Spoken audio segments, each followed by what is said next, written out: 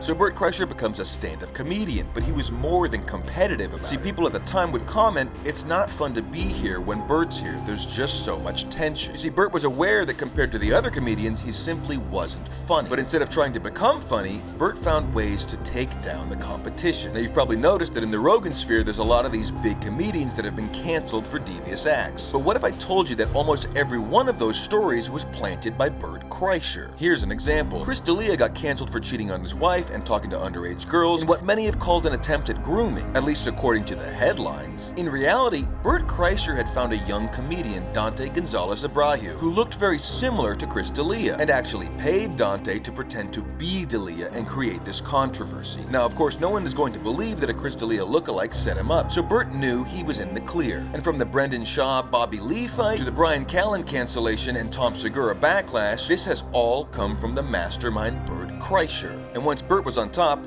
there was no stopping him. There's even a sad story of a drunk Bert Kreischer promising an opening spot to a mega fan and comedian Garrett McKenna. And when Garrett flew all the way to New York for the show, Bert not only couldn't remember the drunken promise, but he didn't even let Garrett into the show. And if you look at Garrett's Instagram, he recounts the story of having to hitchhike back from New York to LA because he had spent the last of his savings on the flight.